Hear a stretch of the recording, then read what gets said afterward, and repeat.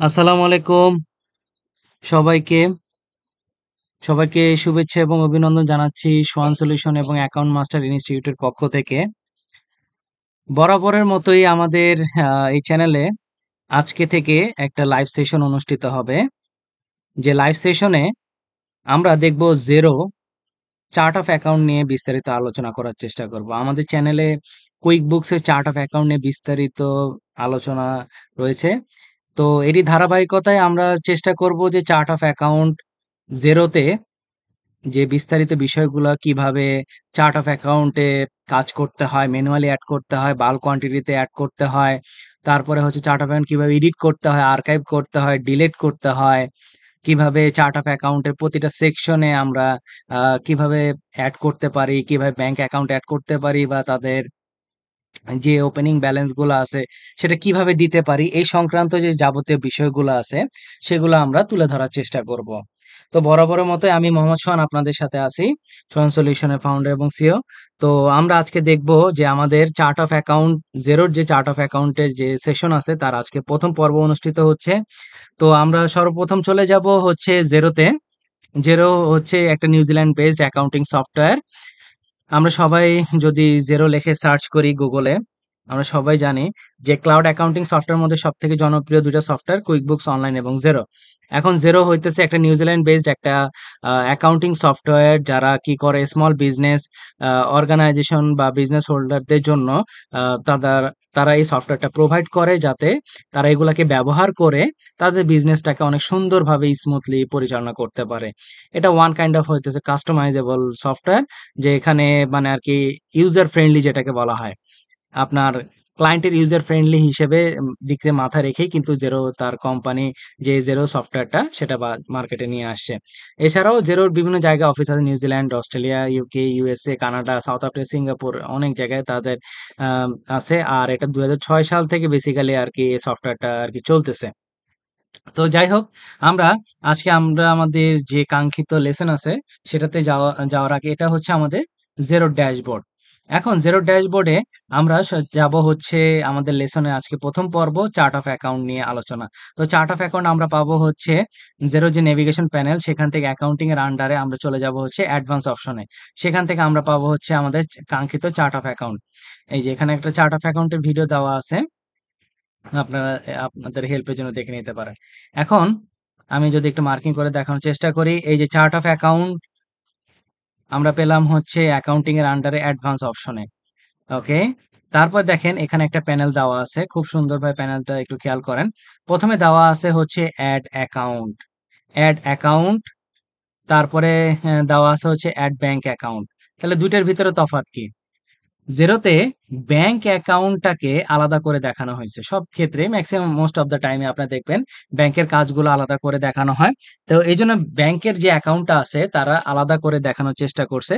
মানে যত ধরনের bank account, savings account, checking account, current account, তারপর ক্রেডিট কার্ড অ্যাকাউন্ট, এই সংক্রান্ত যে ব্যাংক রিলেটেড যে অ্যাকাউন্টগুলো আছে সেগুলো আমরা এখানে এটার দ্বারা অ্যাড করব। আর এই ছাড়া আপনার যত ধরনের ব্যাংক ব্যতীত যত asset, liability, equity, expense, revenue যা যা আছে সব কিন্তু আপনারা এখানে অ্যাড অ্যাকাউন্টের মাধ্যমে অ্যাড করতে পারেন। তারপরে আপনি চাইলে এখান থেকে প্রিন্ট পিডিএফ করে নিয়ে নিজের কাছে রাখতে পারেন হার্ড কপি হিসেবে। তারপর ইম্পোর্ট করতে পারেন। ইম্পোর্ট করা অর্থ হচ্ছে আপনি এক এক করে manually chart of account add না করে একসাথে অনেকগুলা বাল্ক কোয়ান্টিটিতে যদি আপনি চার্ট অফ অ্যাকাউন্ট অ্যাড করতে চান সেটাকে ইম্পোর্ট বলতেছে। আর এক্সপোর্ট হইতেছে আপনার সিএসভি তে যদি আপনার ডাউনলোড করা হয়। এই যে প্রিন্ট পিডিএফ হইতেছে পিডিএফ আকারে ডাউনলোড হবে, আর এক্সপোর্টটা হইতেছে আপনার যেটা যে চার্ট অফ অ্যাকাউন্ট গুলো আছে সেটা আপনার সিএসভি তে ডাউনলোড হবে। তারপরে দেখেন আরেকটা প্যানেল আপনার এখানে দেওয়া আছে। তারপর আরেকটা প্যানেল এখানে দেওয়া আছে, সেখানে হচ্ছে অল অ্যাকাউন্টস, তারপরে হচ্ছে asset, liability, equity, expense and revenue. আচ্ছা, অল অ্যাকাউন্টস এর মধ্যে আপনারা পাবেন হয়তো সকল অ্যাকাউন্ট। আমরা অ্যাকাউন্টিং ইকুয়েশনের মধ্যে জানি A is equal to L plus ওই, তাই না? এখন এখানে প্রথমে অ্যাসেট, অ্যাসেট সংক্রান্ত যে চার্ট অফ অ্যাকাউন্ট গুলো আছে সেটা আমরা অ্যাসেটে গেলে পাবো। লাইবিলিটি সংক্রান্ত চার্ট অফ অ্যাকাউন্ট গুলো আমরা লাইবিলিটিতে গেলে পাবো। ইকুইটি সংক্রান্ত চার্ট অফ অ্যাকাউন্ট গুলাকে আমরা ইকুইটিতে গিয়ে পাবো। এছাড়াও দুইটা তারা ডিভিশন নিয়ে আসে, একটা হচ্ছে এক্সপেন্স, একটা হচ্ছে রেভিনিউ। তাই এই যে এক্সপেন্স রেভিনিউ গুলো আপনার তাদের সেকশনে পেয়ে যাবেন। আর হচ্ছে আর্কাইভ, আর্কাইভ করতে পারেন। ঠিক আছে? তো এখানে অল অ্যাকাউন্টের মধ্যে আমরা পাবো হইতেছে সকল অ্যাকাউন্টগুলা। মানে 0 তার অ্যাসেট, লায়াবিলিটি, ইকুইটি, এক্সপেন্স এবং রেভিনিউ, এই ৫টা সেকশনকে ৫টা সেকশনে তার চার্ট অফ অ্যাকাউন্ট গুলাকে তারা বিভক্ত করে ফেলছে। তারপরে এইখানে দেখেন, এটা হচ্ছে আপনার চার্ট অফ অ্যাকাউন্টের প্রথমে কি কোড নাম্বার, কোড নাম্বার দেওয়া আছে। তারপরে হচ্ছে নেম দেওয়া আছে। তারপরে হচ্ছে কোন টাইপ সেটা দেওয়া আছে। তারপরে ট্যাক্স রেট কেমন হবে সেটা দেওয়া আছে। তারপর ইয়ার টু ডেট, মানে তার কোনো যদি ব্যালেন্স থাকে সেটা এখানে দেখা যাবে। তারপর এখানে আরেকটা প্যানেল দেওয়া আছে, সেটা হচ্ছে ডিলেট, তারপরে আর্কাইভ, চেঞ্জ ট্যাক্স রেট। ওকে, আপনি যদি কোনো কিছুকে সিলেক্ট করে ডিলেটও করে দিতে পারেন। এটার জন্য অপশনটা দেওয়া আছে। একটু খেয়াল করে দেখেন, এখানে হচ্ছে একটা লক চিহ্ন দেওয়া আছে। এখানে একটা লক চিহ্ন দেওয়া আছে। লক চিহ্ন দেওয়াটার মানে কি? লক চিহ্ন দেওয়াটার অর্থ হচ্ছে আপনি এই চার্ট অফ অ্যাকাউন্টটাকে আপনি ডিলিট করতে পারবেন না। এডিট করতে পারবেন, তার নাম্বারটা চেঞ্জ করতে পারবেন বা তার নামে স্পেলিং এ কোনো কিছু চেঞ্জ করতে পারবেন, কিন্তু এটা কোনো মতেই ডিলিট করা যাবে না। এই জন্য এটাকে লক দেওয়া আছে। তো বাই ডিফল্ট জেরো আপনাকে কিছু চার্ট অফ অ্যাকাউন্ট প্রোভাইড করবে। অনেকগুলো চার্ট অফ অ্যাকাউন্ট টোটাল হইতেছে 58 চার্ট অফ অ্যাকাউন্ট প্রোভাইড করবে। এখন এর মধ্যে যা যা আপনার প্রয়োজন হবে সেটা আপনারা দেখতে পারেন। দেখে যদি প্রয়োজন হয় তাহলে আপনার সেটা ব্যবহার করবেন। না হলে পরবর্তীতে অন্য নতুন কোনো চার্ট অফ অ্যাকাউন্ট ক্রিয়েট করার প্রয়োজন পড়লে চার্ট অফ অ্যাকাউন্ট তৈরি করবেন। সেটা তৈরি করার ২টা ওয়ে, একটা হইতেছে অ্যাড অ্যাকাউন্ট, মানে ব্যাংক ব্যতীত বাকি সকল অ্যাকাউন্টের জন্য আমরা ব্যবহার করবো অ্যাড অ্যাকাউন্ট। আর হইতেছে অ্যাড ব্যাংক অ্যাকাউন্টটা ব্যবহার করে শুধুমাত্র ব্যাংকের অ্যাকাউন্ট গুলা, যেমন savings account, checking account, current account, তারপর হইতেছে ক্রেডিট কার্ড অ্যাকাউন্ট, এই জিনিসগুলা। তাহলে এই যে দেখেন অল অ্যাকাউন্ট আছে। আর এরপরে হচ্ছে অ্যাসেট।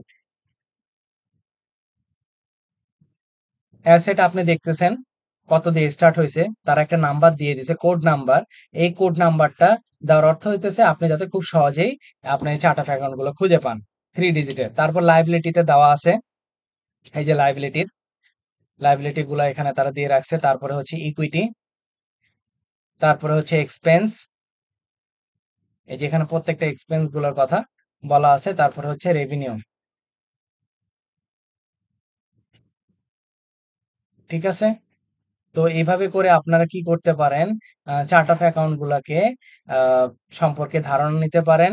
তো আজকে এখানে ধারণা, এরপরে ধরেন আপনি যদি কোনো কারণে একটা চার্ট অফ অ্যাকাউন্ট ডিলিট করতে চান, তাহলে এটাকে সিলেক্ট করে ডিলিট অপশনে গেলেই আপনি কি করতে পারবেন, ডিলিট হয়ে যাবে। ঠিক আছে?